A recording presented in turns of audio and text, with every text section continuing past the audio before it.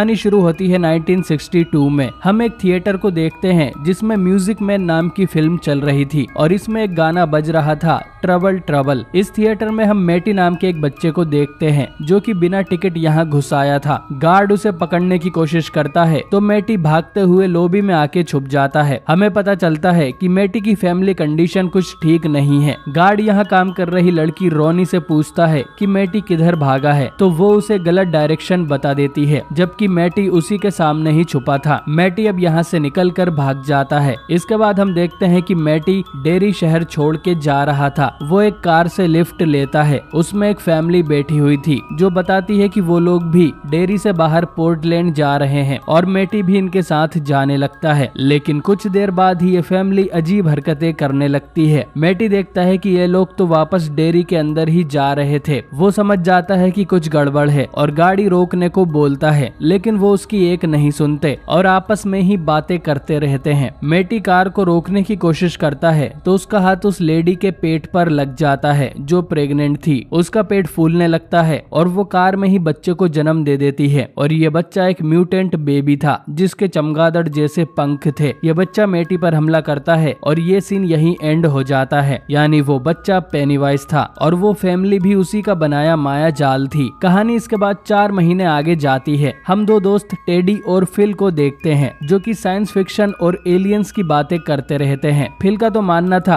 कि आर्मी वालों ने किसी एलियन को पकड़ लिया है, इसलिए उनके शहर में आजकल कुछ ज्यादा ही एयरक्राफ्ट्स आ रहे हैं, या हो सकता है कि वो वर्ल्ड वॉर 3 की तैयारी कर रहे हो। स्कूल में हम लिली नाम की एक लड़की को भी देखते हैं जिसके फादर एक पिकल फैक्ट्री में काम करते थे और एक हादसे में उनकी मौत हो गई थी, जिससे लिली को मेंटल ट्रॉमा हुआ होगा और वो कुछ दिन मेंटल असाइलम में रहकर आई थी, जिसके लिए स्कूल में सभी बच्चे उसे थोड़ा सनकी मानते हैं। उसकी एक ही दोस्त है जिसका नाम मार्ज है। टेडी और फिल मैटी के दोस्त हुआ करते थे। टेडी कहता है कि मैटी को लापता हुए 4 महीने हो गए हैं, लेकिन अब तक उसकी कोई खबर नहीं मिली। वो जिंदा है या मर गया किसी को नहीं पता। शायद वो अकेला था इसलिए टाउन छोड़ के भाग गया। ये दोनों भी उसके कुछ खास दोस्त नहीं थे। ये उसके बर्थडे पर भी सिर्फ कैंडीज खाने जाते थे। फिल कहता है कि मैटी मर गया है और हमें उसे भूल जाना चाहिए। इन दोनों के अलावा लिली थी जो मैटी को जानती थी। मैटी उसे एक बार वॉच टावर पे लेके गया था जहाँ से पूरा शहर दिखाई देता है। ये जगह फिल और टेडी का सीक्रेट अड्डा है और मैटी उन्हें बिना बताए लिली को यहाँ लाया था। इन दोनों के सोडा में एक एक टॉय निकलता है। लिली को रॉकेट शिप निकला था और मैटी को एक टर्टल। मैटी ये टर्टल लिली को रखने देता है क्योंकि टर्टल गुड लक का सिंबल होते हैं। मैटी लिली से पूछता है कि उसके फादर के साथ क्या हुआ था, तो लिली उसे सब कुछ बताती है कि उस दिन उसके फादर की शिफ्ट खत्म हो गई थी, लेकिन वो लिली का कोई खिलौना लेने वापस फैक्ट्री के अंदर गए थे। उन्हें पता चला कि किसी मशीन के गियर्स जाम हो गए हैं। वो उसे ठीक करने अंदर गए और मशीन चल पड़ी। लिली को गिल्ट है कि वो उसका खिलौना लेने अंदर गए इसीलिए मारे गए। खैर, इसके बाद यहाँ फायरवर्क्स होने लगते हैं जिसे ये दोनों देखते हैं और लिली को अपने फादर के बारे में बात करके थोड़ा अच्छा लग रहा था। इसके बाद मैटी लिली को किस करने की कोशिश करता है तो वो पीछे हट जाती है और मैटी यहाँ से चला जाता है।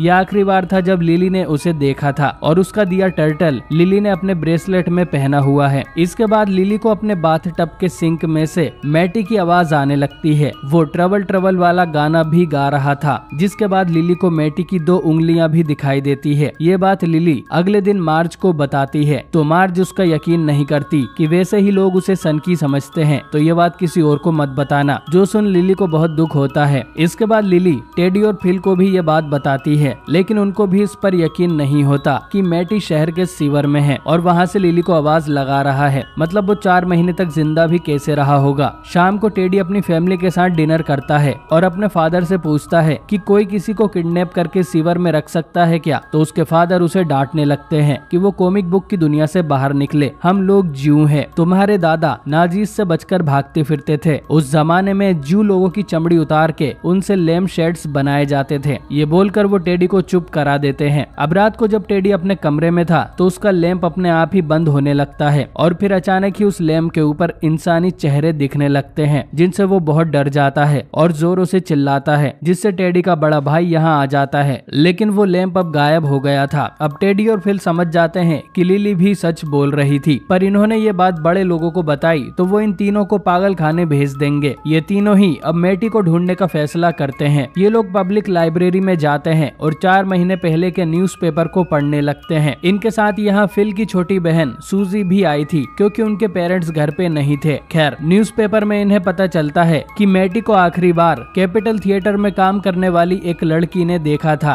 ये लोग फिर रोनी से बात करने पहुंच जाते हैं, जो शुरू में तो उन्हें साफ मना कर देती है, लेकिन जब उसे पता चलता है कि लिली ने मैटी को गाना गाते सुना था तो वो रुक जाती है, क्योंकि उसे खुद भी मैटी की आवाज सुनाई दे रही थी और वो ट्रबल ट्रबल गाना गा रहा था। ये लोग अब मूवी थिएटर में जाते हैं उस गाने को सुनने के लिए, शायद उन्हें मैटी का कोई क्लू मिल जाए। रोनी प्रोजेक्टर रूम में जाकर फिल्म लगा देती है। मूवी शुरू होने से पहले टेडी, फिल और लिली तीनों मैटी को याद कर रोने लगते हैं कि अगर ये उसके अच्छे दोस्त होते तो वो शायद टाउन छोड़कर नहीं जाता। खैर, फिल्म शुरू हो जाती है और वो गाना बजने लगता है, लेकिन अजीब बात ये थी कि इन्हें मूवी के अंदर मैटी भी दिखाई दे रहा था, जिसके हाथ में एक बच्चा था। ये लोग मैटी को आवाज लगाते हैं और उसे बाहर निकलने को बोलते हैं, तो मैटी गुस्से में कहता है कि मैं यहाँ हूँ, इसके जिम्मेदार तुम लोग ही हो। फिर वो पेनीवाइज की तरह स्माइल भी करता है और उस बच्चे को इनकी तरफ फेंक देता है। ये वही म्यूटेंट बेबी था जो स्क्रीन से बाहर आ जाता है और इन लोगों पर हमला कर देता है। वो टेडी,